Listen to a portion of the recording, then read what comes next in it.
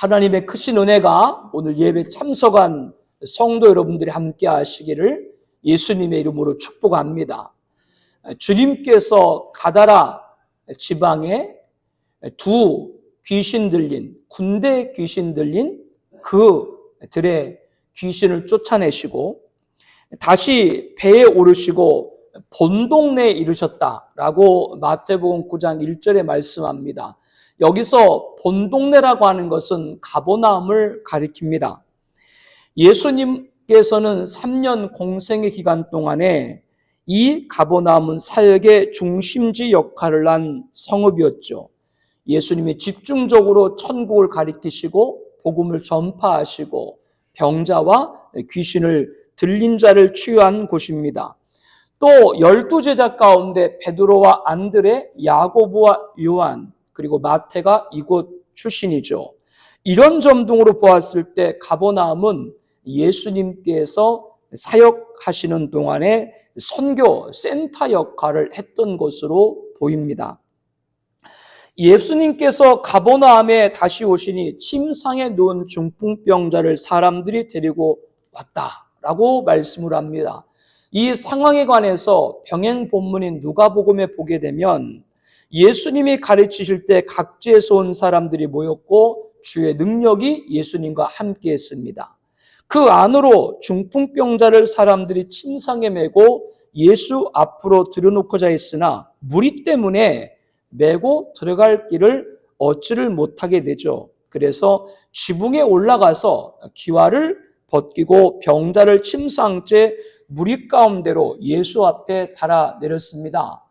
우리나라 지붕은 슬라브, 콘크리트로 되어 있죠. 그러나 그와 달리 이스라엘은 천막이나 널쩍한 돌판 등으로 지붕을 되어 있기 때문에 얼마든지 쉽게 치울 수 있는 구조죠. 예수님께서는 그들의 믿음을 보시고 중풍병자에게 작은 자야 안심하라 내 죄사함을 받았느니라. 중풍병자의 친구 혹은 지인들이 그의 병을 고치기 위해서 지붕까지 올라가 침상째 내리는 수고를 했으면 주님도 그들의 믿음을 인정했으면 병이 고침받았다 이렇게 말씀을 하셔야 될 것 같은데 죄사함을 받았다라고 했습니다. 맞지 않는 말로 보이죠.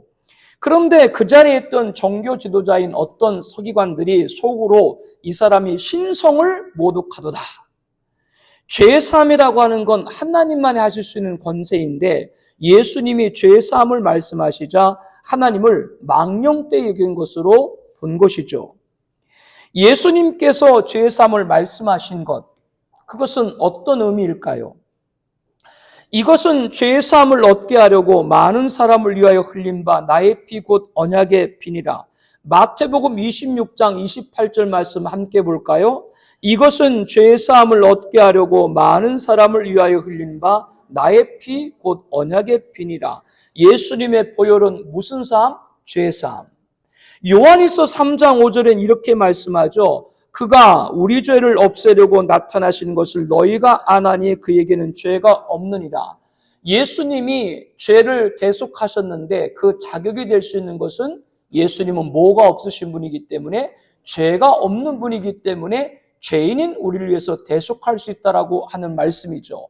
베드로전서 3장 18절에는 이렇게 말씀을 합니다. 그리스도께서 단번에 죄를 위하여 죽으사 의인으로서 불의한 자를 대신하여 이는 우리로 하나님 앞으로 인도하려 하심이라. 육체로 죽임을 당하시고 영으로는 살리심을 받으셨다. 아멘. 예수님은 의인이기 때문에 죽음이 의인인 예수님을 가둬놓을 수가 없죠. 그래서 예수님이 부활하셨다. 결국 이 말씀들은 예수님은 죄사함을 가지신 하나님의 아들이고 곧 하나님임을 말씀하고 있는 것인 줄로 압니다. 그러나 서기관과 갈릴리 각 마을과 유대와 예루살렘에서 온 바리새인과 율법교사들은 예수님을 신성 모독했다라며 분노했습니다. 예수께서 그들의 생각을 아시고 너희가 어찌하여 마음에 악한 생각을 하느냐 내 죄사함을 받았느니라 하는 말과 일어나 걸어가라 하는 말 중에 어느 것이 쉽겠느냐? 사람들이 눈으로 보기에는 병 고치는 것이 어렵게 보이겠죠. 죄사함은 눈에 보이지 않는 것이기 때문에. 그러나 죄사함은 눈에 보이지 않지만 그것은 누구만이 행하실 수 있는 것이다? 하나님만이 행할 수 있는 것이다. 그래서 예수님께서는 인자가 세상에서 죄사하는 권능이 있는 줄을 너희로 알게 하려고 하노라 하시고 중풍병자에게 일어나 내 침상을 가지고 집으로 가라. 여기서 우리가 알아야 될 것은 당시 사람들은 그 병이 왜 왔는가? 그것은 그 사람의 죄 때문이다. 이렇게 생각을 했어요. 그러므로 병에서 고침받는다고 하는 것은 그 사람의 죄가 사함받았다라고 여겼던 것이죠. 예수님은 서기관과 바리새인과 율법교사들이 보는 앞에서 자신이 죄사함의 권세가 있음을 누구를 통해서 중풍병자를 치유하면서 보여주신 겁니다. 중풍병자가 주님을 통해 고침받고 일어나 집으로 돌아가거늘 무리가 보고 두려워하며 이런 권능을 사람에게 주신 하나님께 영광을 돌리니라. 예수님이 신성 모독했다라고 말하는 종교 지도자와 달리 일반 백성들은 예수님을 통해서 하나님이 주신 권능을 믿고 하나님의 영광을 올린 것이죠. 종교 지도자들은 믿지 않았지만 일반 백성들은 예수님을 하나님이 보내신 분으로 믿기를 시작한 겁니다. 전주에 예수님이 큰 광풍을 일으킨 바람과 바다를 꾸짖고 잔잔케 하자 배에 있는 사람들이 무엇이라고 했어요? 놀랍게 여기면서 어떠한 사람에게 바람과 바다도 순종하는가? 그렇다면 예수님이 어떤 분이신 거예요? 구원자이시고 전능자이시고 인도자이신 하나님의 아들 곧 하나님이신 것이죠. 이제 예수님은 점점 자신이 하나님의 아들이심을 알리고 있는 겁니다. 그럼에도 종교 지도자들은 죄사함의 권세를 가지신 예수님을 하나님의 아들 곧 하나님으로 받아들이기를 거부했습니다. 그러나 종교 지도자들도 예수님을 하나님의 아들로 인정할 수밖에 없는 사건을 접하게 됩니다. 그것은 죽은 자를 살린 겁니다. 마태복음 9장 18절에 보게 되면 예수께 한 관리가 찾아왔다라고 말합니다.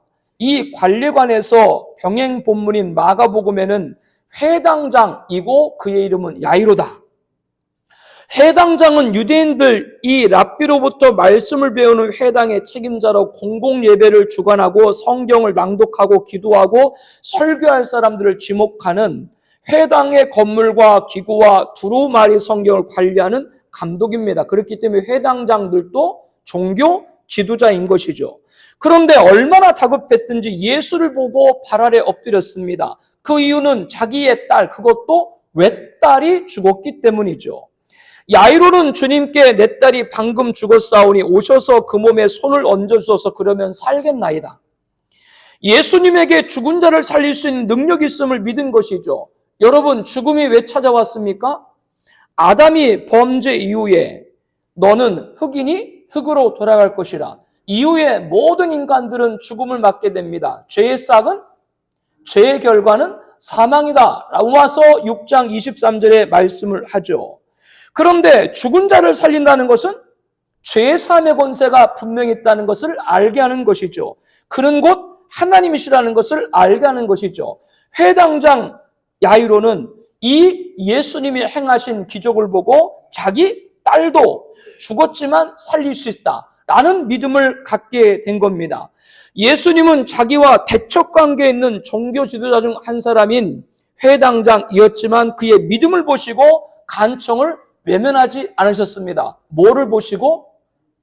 믿음을 보시고 그 간청을 외면하지 않으셨다. 주님이 인정하는 믿음 갖는 여러분 되길 축복합니다. 사람 인정해봤자 소용없어요. 그 사람 관계 이익이 끝나면 끝나는 거예요. 아무것도 아니에요. 하나님 인정 무엇으로? 다른 것 갖는 것이 아니에요. 믿음으로 인정받는 여러분 되길 축복합니다. 그래서 예수님은 직접 회당장 야이로 집에 찾아가셔서 그의 딸이 죽었다며 장례 의식을 이미 진행하고 있는 피리 부는 자들과 떠드는 무리를 보시고 물러가라. 이 소녀가 죽은 것이 아니라 잔다 하니까 그들은 비웃었습니다. 예수님은 비수하는 무리들을 내보내신 후에 들어가서 소녀의 손을 잡으심에 일어나는지라. 야이로의 딸이 살아난 것이죠. 그 소문이 그 온 땅에 퍼졌더라. 예수님이 아담의 범죄 이후 인류에게 찾아온 죽음까지도 이기심으로 하나님의 아들 곧 하나님이심을 죽은 자를 살리는 죄사함의 권세를 만방에 알려 주신 겁니다.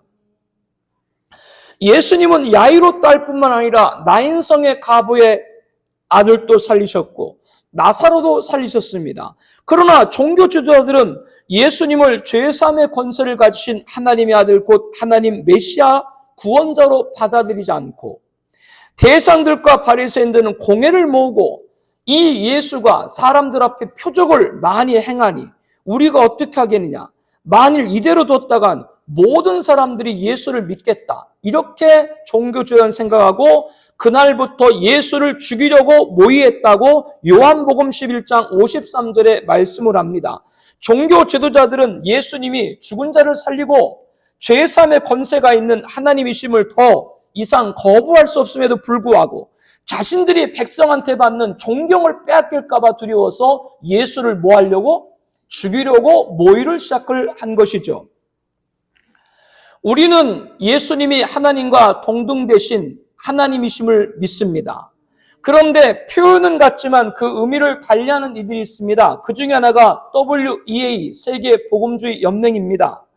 그런데 우리 교회가 속한 총회 한 교회가 2025년 10월 WEA 총회 유치를 확정 발표했습니다. 예수님은 신인 양성이에요. 신인 양성이라는 얘기는 뭐냐면 하나님의 신성과 인간의 인성을 동시에 가지신 분이 누구예요? 예수님입니다. 그러면 예수님이 사람의 몸을 입으셨다고 죄가 있거나 인간화가 되었나요? 그렇지 않습니다. 예수님이 인간의 몸을 취하신 겁니다. 그러나 WEA는 신일 하빌입니다. 신일 하빌은 뭐냐? 예수님은 인간 중에 한 사람으로 성경을 읽고 깨닫고 잘 따른 모범을 보였다라고 하는 것이죠. 그렇다면 예수님은 구원자가 아니라 랍비, 교사에 불과한 겁니다. 예수님의 동정녀 탄생과 십자가 죽음과 부활은 그것은 상징이지, 말씀을 잘 준행했다는 상징이지 역사적 사실이 아니다, 이렇게 얘기하는 것이 WEA예요. 신천지 이만희 아세요? 신천지 이만희 같은 사람이 주장하는 것이 신일 하빌입니다. 자기가 말씀을 도통했다라고 하는 것이죠. 이렇게 하나님을 한 분으로 보고 예수님을 하나님으로 볼 수 없다라고 하는 단속론, 그리고 단일론, 많은 기독교 이단들과 자유주의를 포용하는 종교다원제의 문을 열고 있는 것이 WEA입니다. 이신층이 오직 예수를 믿음으로 구원받는다. 아멘. 우리는 예수님 믿음으로 예수님의 의가 우리가 전가해야 되는, 우리에게 전가되는 의의 전가를 믿습니다. 이 종교개혁의 핵심 가치인데 WEA는 그것을 버리고 있습니다. WEA가 주도한 것이 로잔 언약이고 로잔 대회인 거예요. 배교 집단인 세계교회협의회 WCC에 종속되어 있다고도 과언이 아닙니다. 로마 캐톨릭과 종교통합을 위해 많은 대화와 모임을 갖고 있습니다. 2013년 WCC 제10차 부산총회를 기점으로 2014년 교황 방한, 10년 후 2023년 종교다원주의자 빌리그레암 전도대회 50주년 기념대회, 그리고 2024년 로잔대회 50주년 제4차 서울 인천대회, 그 로잔대회를 주역 존 스토가 바로 WEA의 신학을 정립한 사람이고 그 사람이 그 일을 하고 또 그 사람이 그 일을 하는 거예요. 이 대회를 선도한 명망 있는 신학자와 목회자들께서 그 안으로 들어가가지고 바른 성경과 신학과 신앙을 이끌 수 있다라고 생각하면 오산입니다. 여러분들이 훌륭해서가 아니라, 그분들이 훌륭해서가 아니라 WCC, 로잔, WEA 총회 유치를 요청하는 것은 여러분이 훌륭해서 요청하는 것이 아니라 돈이 없어요. 이미 몰락한 서구교회는 더 이상 자금력이 없기 때문에 한국교회 요청하고 있는 겁니다. 까마귀 노는 곳에 백로야 가지 마라. 나쁜 나무,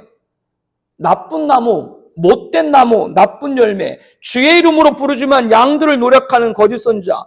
그러므로 사탄의 일꾼도 자기들의 의의 일꾼, 강명의 천사로 가장하는 것은 대단한 일이 아니다. 그들의 마지막은 그 행위대로 되리라. 우리는 성경을 가지고 잘 분별을 해야 됩니다. 사랑하는 성도 여러분, 우리는 예수님께서 죄가 없으시지만 우리를 대속하기 위해서 인간의 몸을 입고 십자가의 대속을 이루신 죄사함의 권세를 가지신 하나님의 아들 곧 하나님이심을 믿습니다. 이게 개혁주의예요. 이게 이신층이에요. 이게 성경이에요. 어디 성경에서 없는 말들을 하고 있어요. 제3의 권세를 가진 예수님께서는 당시 사람들의 손가락질을 받는 자들을 찾아가는데도 주저하지 않았습니다. 그 중에는 예수님의 제자도 있었죠. 예수께서 그곳을 떠나 지나가시다가 마태라는 사람이 세관에 앉아있는 걸 보시니 마태복음 9장 9절에 말씀합니다. 마태가 세관에 앉아있다라고 하는 것은 그의 직업이 세리라고 하는 것이죠. 오늘로 말하면 세금을 징수하는 관리입니다. 그런데 당시 로마 정부에는 이 세리에게 도급제로 권한을 부여했기 때문에 일정한 세금만 바친 후 나머지는 세리가 멋대로 금액을 정해서 많은 세금을 거두어도 무기를 냈습니다. 그렇게 착복과 비를 일삼던 세리는 백성들에게 원망을 샀고 범죄자로 낙인이 찍혔죠. 그런데 예수님은 세리 마태를 보시고 나를 따르라 부르셨고 마태는 일어나 즉시 따랐다라고 말씀합니다. 사람들이 범죄자로 불린 자신을 제자로 삼아주신 마태는 너무나도 감사해서 식사를 대접했습니다. 예수께서 마태의 집에서 앉아 음식을 잡수실 때 많은 세리와 죄인들이 와서 예수와 그의 제자들과 함께 앉았다라고 마태복음 5장 10절에 말합니다. 예수님에 대해서 나쁜 선입견과 색 안경을 쓰고 보던 바리새인들이 그것을 보고 주님의 제자들에게 어찌 너희 선생은 세리와 죄인과 함께 잡수시냐 이렇게 힐난을 했어요.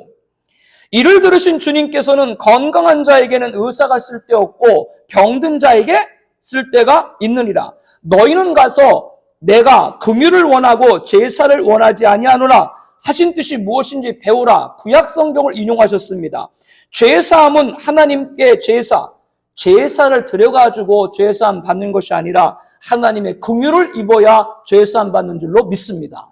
그 얘기를 좀 주님이 하시는 것이죠. 똑같은 믿음 생활이라고 하는 표현을 사용해도 그 의미가 다르다는 것을 여러분들이 알아야 돼요. 믿음 생활을 하나님의 은혜다라고 하면서 인간의 노력이 있어야 된다라고 말하는 사람들이 있습니다. 하나님이 은혜를 주셔도 인간의 자유의지로 거부할 수 있다라고 하는 것이죠. 그러므로 이들은 하나님과 사람이 협력을 통해서 구원을 이룰 수 있다. 그렇게 주장을 합니다. 그렇다면 믿음 생활의 종국이 천국일 수 있을까 생각을 해봐야 됩니다. 우리를 천국까지 인도하시는 것은 하나님의 은혜인 줄로 믿습니다. 은혜인 줄로 믿습니다. 의인은 없나니 하나도 없으며 전적 타락, 인간은 죄인이에요. 그런데 죄인인 인간이 어떻게 천국까지 갈 수 있습니까? 하나님의 은혜, 그 은혜를 인정해야 천국에 갈 수가 있는 것이죠. 그런데 하나님 은혜 외에 전적으로 타락한 인간의 노력을 개입을 해야 천국 갈 수 있다라고 말하는 것이 WEA 신학입니다. 어디 성경에 그런 말 있다고 자꾸 얘기를 하고 이 모양 저 모양으로 포장을 하는지 모르겠습니다. 주님이 뭐라고 말씀했어요? 너희는 가서 내가 긍휼을 원하고 제사를 원하지 아니하라는 뜻이 무엇인지를 잘 새게 됩니다. 하나님이신 예수님이 죄인인 우리를 찾아오신 것입니다. 우리는 하나님의 긍휼, 은혜로 구원받는 것이지 인간의 제사, 행위로 구원받는 것이 아닙니다. 오랫동안 모든 죄 가운데 빠져 더럽기가 한량 없던 우리들 아무 공로 없이 구원함을 얻어 하나님의 자녀 지금 되었네. 주의 그 사랑 한량 없도다. 찬송할지어다 예수의 공로. 주의 그 사랑 한량 없도다. 찬송할지어다 예수의 공로. 오랫동안 죄 가운데 빠졌는데 우리는 아무 공로 없고 예수님 믿음으로 하나님의 자녀가 됐다. 누구 공로로? 주의 공로로 우리가 구원받은 것이지 무슨 인간의 공로로 구원을 받았어요? 이런 헛된 말 하는 것이 WEA이고 로잔이고 WCC입니다.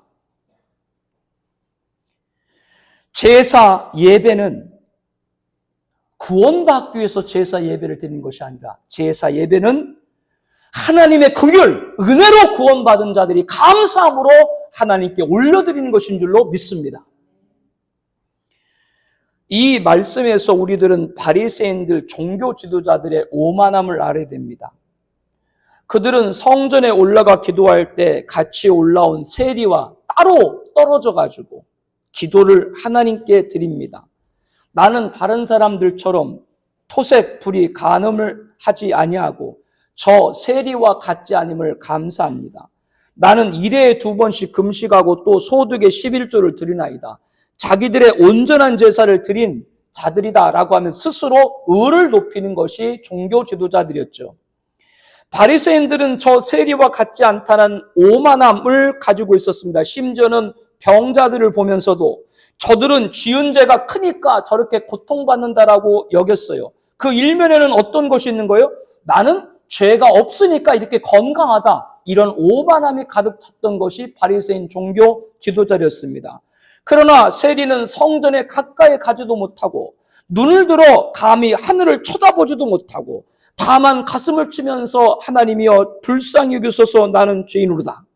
주님은 말씀하셨죠. 내가 너에게 이르더니 저 바리새인이 아니고 이 사람이 의롭다 하심 받고 세리가 의롭다 하심 받고 그의 집으로 돌아갔다. 무릇 자기를 높이는 자는 낮아지고 자기를 낮추는 자는 높아지리라 라고 말씀을 했습니다. 예수님이 세리와 죄인들과 함께 식사를 한다고 경멸했던 바리새인들, 그들은 제사를 드려도 용서받지 못했지만 자신과 같은 범죄자까지 만나주신 것에 감사한 세리와 죄인들은 죄사함을 받은 것이죠. 이에 주님이 뭐라고 그러셨어요? 나는 의인을 부르러 온 것이 아니라 죄인을 부르러 왔노라고 마태복음 9장 13절에 말합니다. 죄사함의 권세를 가지신 주님은 죄인들을 찾아왔습니다. 바꿔 말하면 자신이 얼마나 큰 죄인인가를 아는 자가 주님을 만날 수 있습니다. 그렇지 않고 그래도 남들보다 조금은 낫다라고 자기의 의를 가진 사람들은 주님의 깊은 은혜를 체험하기가 부족합니다. 바리새인 가운데 시몬이라는 사람이 있었습니다. 어떤 마음을 가졌는지 예수님을 식사에 초대를 했어요. 그런데 그 집에 동네에서 자자하게 소문난 죄 많은 여인이 들어왔어요. 예수님 앞에 서지도 못하고 뒤에 서서 울면서 눈물로 그 주님의 발을 적시고 옥합을 깨뜨려 부었습니다. 바리새인 시몬은 속으로 혀를 꾹꾹 찼습니다. 저가 선지자라면, 예수가 선지자라면 저 더러운 여자가 얼마나 죄가 많은지 알았을 텐데 자기 몸을 저렇게 손대는데도 가만히 있는 거 보니까 저 예수는 엉터리구나 라고 속으로 생각을 했죠. 그때 예수님께서는 그 생각을 아시고 한 사람은 500데나리를 빚지고 한 사람은 50데나리를 빚졌는데 둘 다 갚을 능력이 없어서 탕감해줬다. 그러면 네가 생각하기에는 누가 더 탕감해준 사람을 사랑하겠냐? 당연히 많이 탕감한 받은 사람이 많이 사랑하겠죠 라고 바리새인 시몬이 대답을 했습니다. 주님은 그에게 유대인들의 풍습을 얘기를 하면서 교훈을 주셨죠. 당시에 유대인들이 식사할 때 손님이 오게 되면 먼저 발을 씻을 물을 내줍니다. 그러나 이 바리새인은 시몬은 그렇게 하지 않았습니다. 그런데 이 죄 많은 여인은 눈물로 발을 씻었습니다. 귀한 손님이 식사 대접하게 되면 유대인들은 머리에 감람류를 부릅니다. 그런데 바리새인 시몬은 아무것도 붙지 않았는데 그 여인은 발에 향유를 부었습니다. 귀한 손님이 오게 되면은 이러한 모든 일들을 통해 가지고 영접을 하면서 입맞춤을 하는데 바리새인 시몬은 입맞춤도 하지 않았는데 이 죄 많은 여인은 예수님 발에 입맞춤을 했다라고 하는 것이죠. 그러면서 예수님께서는 많이 탕감을 받은 자가 많이 사랑하느니라 라고 하시면서 내가 내게 말하노니 그녀 저 여인 그 여인의 많은 죄가 사해졌도다. 이는 그의 사랑이 많음이라. 사함을 받은 것이 적은 자는 적게 사랑하고 사함을 받은 것이 많은 사람은 많이 사랑하느니라. 예수님께서는 바리새인 시몬에게 너는 종교 지도자라는 자만을 갖고 나에게 선심 쓰듯이 내가 식사 대접했어 이렇게 지금 네가 생각하고 있지만 그러나 죄 많은 여인은 용서를 구하는 행위로 자신의 전부를 담은 향유를 부었기에 제사함 받았다라고 하는 것이죠. 우리는 얼마나 내가 큰 죄인인가를 깨닫고 주님 앞에 엎드려야 됩니다. 그에게 주님은 만나주시고 큰 은혜를 주실 줄로 믿습니다. 죄사함의 권세, 주님, 똑같이 주님을 만나도 사함을 받은 거에 은혜에 감사하는 건 다 다르다. 여러분은 그 사함받은 은혜에 큰 감사한 여러분 되시길 바랍니다. 그런 마음으로 다음 주 추수감사절 드리길 축복을 합니다. 예수님은 모든 죄를 사하신 주님을 만난 것을 신랑을 축하기에 온 손님으로 비유해서 말씀을 했어요. 그런데 이 신랑의 친구들이 잔치 참여를 하듯이 예수님의 제자들은 먹고 마시고 있는데 의문을 가진 사람들이 있었습니다. 그것은 세례 요한의 제자들이었습니다. 세례 요한은 결혼하지도 않고 절식과 금식을 하고 검소하게 생활을 했기 때문에 그의 제자들도 그와 같이 했죠. 자신들과 다른 예수의 제자들을 보고 예수님께 와서 묻는 거예요. 우리와 바리새인들은 금식하는데 어찌 예수님 당신의 제자들은 금식하지 아니합니까? 라고 여쭙습니다. 이에 예수님께서는 혼인집에 손님들이 신랑과 함께 있을 동안에는 슬퍼할 수 있느냐? 그러나 신랑을 빼앗길 날이 이르리니 그때는 금식할 것이다. 지금은 먹고 마시고 기뻐할 때라고 하는 것입니다. 왜 그렇습니까? 우리 죄를 사하기 위해서 하늘의 영광을 버리시고 예수님이 낮고 천한 이 세상에 인간의 몸을 입고 오셨기 때문에 지금은 우리들이 기뻐할 날인 줄로 압니다. 그러나 신랑을 빼앗기는 날, 즉 예수님께서 이후에 십자가 죽음을 예언하시면서 그때는 금식할 것이라 라고 하신 것이죠. 주님은 우리들에게 기뻐할 때가 언제이고 습할 때가 언제인가를 알게 하신 겁니다. 다음 주일 추수감사주일은 한 해 동안 지켜주신 하나님 앞에 온전한 감사, 거듭난 감사, 존귀한 감사를 드리는 기쁜 날입니다. 지난 1년 돌아보니까 감사할 게 없는데요. 그 사람은 하나님이 말씀하신 기뻐하는 날에 기뻐할 줄 모르는 사람이에요. 그래서 하나님께서 1년에 절기를 통해서 6월절 그리고 맥추절, 추수감사를 통해서 3대 절기를 통해서 감사하는 걸 가르쳐 준 거예요. 왜? 사람들은 좋은 일이 많이 있는데 좋은 일을 생각을 해요? 안 좋은 일을 생각을 해요? 예? 사람들은 다니엘 기도에 많은 간증자들이 계신데 요약을 하면 뭐예요? 한 두세 가지 요약할 수 있는 그 중에 하나가 뭐예요? 절대 사람과 환경은 안 변한다. 내가 변해야 된다. 그거 다니엘 기도 아니에요? 맨날 들으면서 뭐 본 거예요? 그것도 파악을 아직 못 하셨어요? 왜 안 좋은 걸 생각을 해요? 그래서 하나님께서는 너희들 영적인 것은 물론이고 정신적 육체 영역까지 감사를 잃지 않도록 감사절기를 우리들에게 통해서 기뻐할 날이 무엇인가 알게 하고 그를 통해서 하나님의 은혜를 더욱더 사모하고 깨닫고 나아가는 자가 되도록 하신 줄로 믿습니다. 우리가 살아가는 모든 사람들도 하나님께 온전한 감사와 거듭난 감사와 존귀한 감사로 드리기를 축복을 합니다. 예수님은 이어서 생배 조각을 낡은 옷에 붙이는 자가 없나니 이는 기운 것이 그 옷에 당겨 헤어짐에 더함이 되며 새 포도주를 낡은 가죽 부대에 넣지 않으니 그렇게 하면 부대가 터져 포도주도 쏟아지고 부대도 버리게 됩니다. 새 포도주는 새 부대에 넣어야 둘이 보존되느니라 말씀을 했습니다. 낡은 옷, 낡은 가죽 부대는 구약의 율법을 상징합니다. 생배 조각, 새 포도주는 신약의 복음을 상징합니다. 복음의 핵심은 십자가 대속입니다. 생명입니다. 영생입니다. 그러므로 우리는 사나 죽으나 주의 것입니다. 주를 위해서라면 순교의 자리도 마다하지 않습니다. 왜냐하면 예수님이 나를 위해 십자가 죽으신 대속이 있기 때문에 우리가 생명 영생을 얻었기 때문에 우리들이 우리 생명을 누구를 위해서? 주를 위해 살아가야 된다라고 하는 것이죠.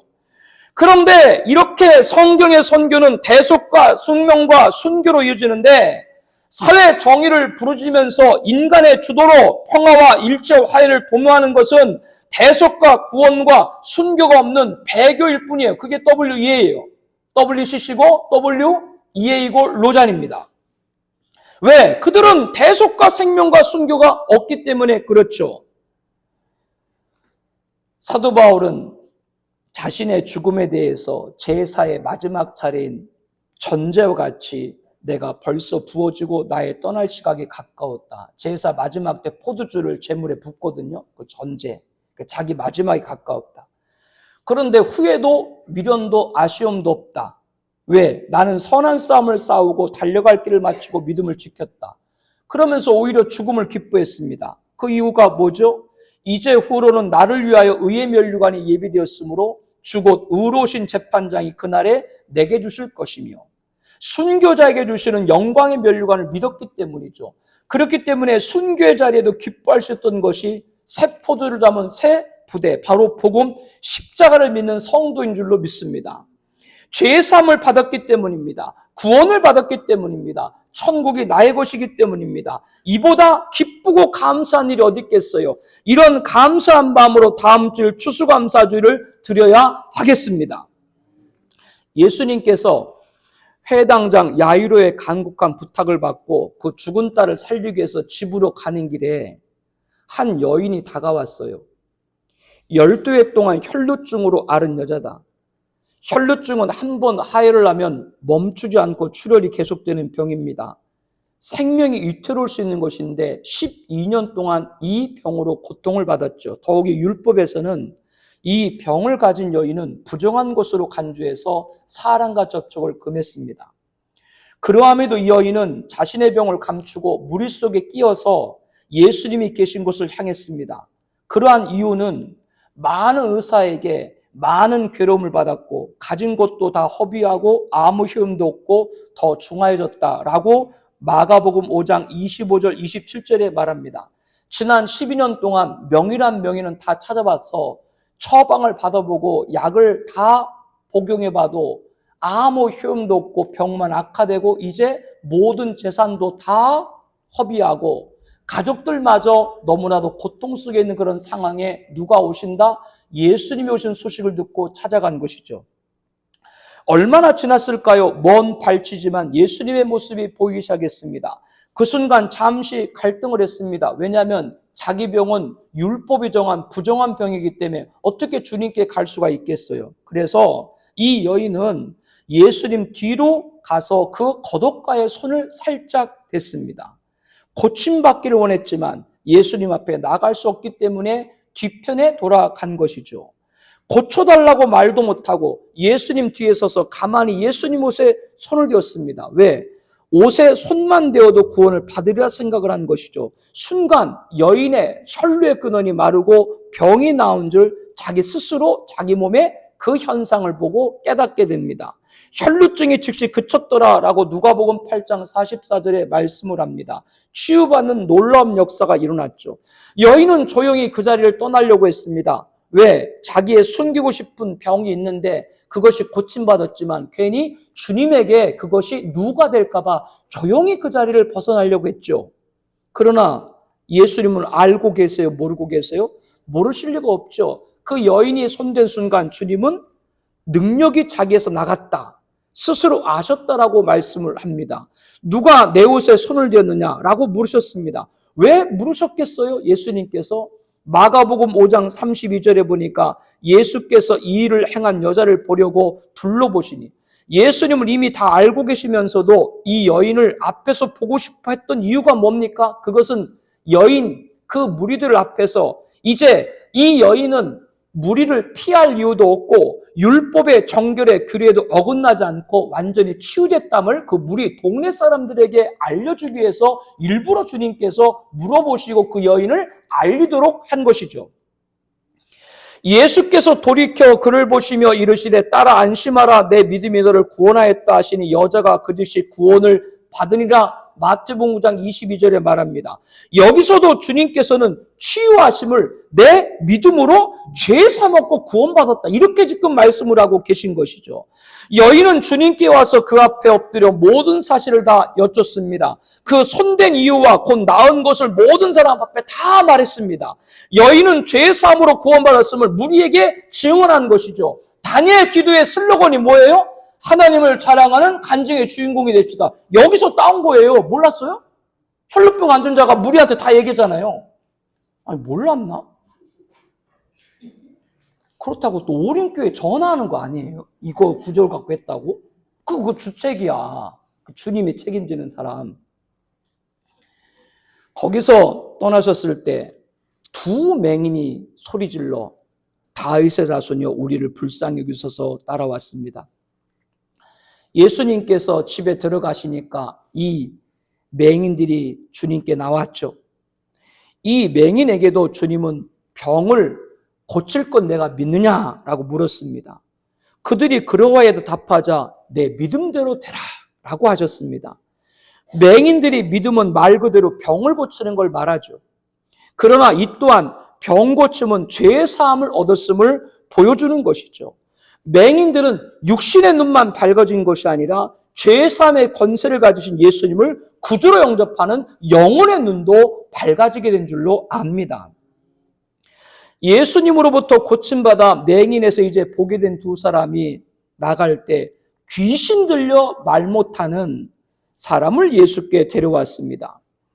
귀신이 쫓겨나가고 말 못하는 사람이 말하거늘 무리가 놀랍게 여겨 이스라엘 가운데 이런 일을 본 적이 없나며 놀라워했습니다. 그러나 예수님이 귀신을 쫓아내고 그 말 못하는 귀신을 쫓아내고 그 사람이 말하게 된 것을 보고 많은 사람들은 놀라워했는데 이 바리새인들은 예수님이 귀신왕 바알세불을 의지하여 귀신을 쫓아낸다며 이제는 예수님을 귀신 들린 자로 모욕을 했습니다. 예수님께서는 병행본문인 누가복음에 이렇게 그들에게 말을 하죠. 어느 나라든지 갈라져 서로 싸우면 망하고 또 가정도 서로 싸우면 무너진다 하시면서 사탄이 갈라져 서로 싸우면 그 나라가 어떻게 쓰겠느냐. 내가 귀신왕 바알세불 힘입어서 귀신을 쫓아냈어? 그러면 귀신이 귀신을 쫓아내? 그러면 귀신의 나라가 무너지냐? 이 어리석은 자의 그 얘기죠. 그러면서 예수님께서는 바리새인들에게 너희 아들들도 귀신을 쫓아낸다며 그렇다면 너희 아들들도 귀신에 힘입어가지고 귀신을 쫓아내는 거냐? 이 어리석은 자들아? 그 얘기를 이어서 합니다. 그러면서 만약에 그렇다면 너희 아들들이 아버지 바리새인의 주장을 심판한 재판관이 되어서 아버지 너희들을 정죄할 것이다. 결국 바리새인들은 앞뒤가 맞지 않는 얘기를 갖고 진퇴양난을 자꾸 자기 스스로가 만들어버리는 것이죠. 왜? 예수님의 죄사함을 끝까지 인정하지 아니하려고 하는 자들이 바로 그들이기 때문에 그렇습니다. 그러면 예수님을 구원자로 영접을 해야 되기 때문에 끝까지 예수님을 거부를 한 것이죠. 예수님은 누가복음 11장 20절에 이렇게 말합니다. 우리 함께 말씀 볼까요? 그러나 내가 하나님의 능력을 힘입어 귀신을 내쫓으면 하나님의 나라가 너희에게 이미 온 것이다. 예수님은 악한 마귀를 물리침으로 사탄의 나라를 무너뜨리고 하나님의 나라를 세워간다라고 말씀을 한 겁니다. 모든 인간에게 사망의 왕노릇한다라고 로마서 5장 14절에 말합니다. 그런데 예수님께서 마귀를 물리쳤다. 마귀를 물리쳤다고 하는 건 죽음을 통해서 죽음의 세력을 잡은 마귀를 멸하셨다라고 히브리서 2장 14절에 말합니다. 즉 귀신 들려 말 못하는 사람이 귀신을 쫓아내시고 입을 열게 하신 것은 또한 사람에게 왕노릇하는 죽음을 이기신 것이고 이 또한 죄사함의 권세가 누구에게 있음을 예수님에게 있음을 재차 3차 보여주신 것이죠. 마태복음 9장 35절 말씀을 함께 보겠습니다. 예수께서 모든 도시와 마을에 두루다니사 그들의 회당에서 가르치시며 천국 복음을 전파하시며 모든 병과 모든 약한 걸 고치시니라. 무리를 보시고 불쌍히 여기시니 이는 그들이 목 잡는 양같이 고생하며 기준합니다. 예수님께서는 하루도 쉬지 않으시고 가르치고 전파하시고 치유하셨습니다. 왜? 자신을 따라오는 무리가 목자 잃은 양같이 고생하며 기준하고 불쌍히 여기셨기 때문이죠. 그러시면서 예수님은 37절에 말씀합니다. 이에 제자들에게 이르시되 추수할 것은 많되 일꾼이 적으니 그러므로 추수하는 주인에게 청하여 추수할 일꾼을 보내소서 하라.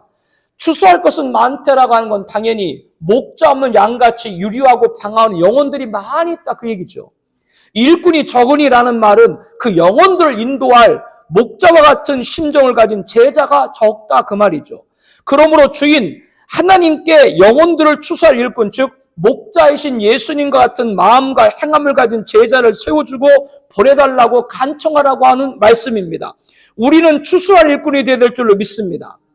그러므로 우리가 다음 주일에 드리는 추수감사주일에 드릴 추수에는 영혼을 빼놓을 수가 없는 것이죠. 여러분 이상하지 않아요? 지금 마태복음 1장부터 쭉 보잖아요. 근데 왜 이번 주 말씀에 추수가 갑자기 딱 나온대? 여러분도 듣고 좀 이상하지 않아요? 자, 그것도 놀랍게 여기지 않는 것도 이상해. 여러분도 바리새인 아니에요? 놀랍게 여겨야 될 거 안 놀랍게 여기는 거 아니에요? 말씀을 보러 왜 갑자기 추수의 말씀이 나올까? 다른 것이 아닙니다. 우리의 전도 대상자, 인도 대상자, 사역 대상자들에게 예수님의 이름으로 저와 여러분들이 천국을 가리키고 복음을 전파하고 모든 병과 약한 것을 고쳐야 될 줄로 믿습니다. 그리고 궁극적으로 그 영혼들에게 오늘 주신 말씀, 죄사함을 얻게 될 줄로 믿습니다. 죄사함 얻는 건 다른 것이 아니라 죄사함 권세를 가지신 예수님을 믿게 하는 것인 줄로 믿습니다. 구원을 받게 되는 것이죠. 천국을 소유하여 되는 것이죠. 다음 주일 우리가 준비하는 모든 일이 참여하는 추수감사주일, 죄사함의 권세가 나타난 추수감사주일 되기를 예수님의 이름으로 축복합니다.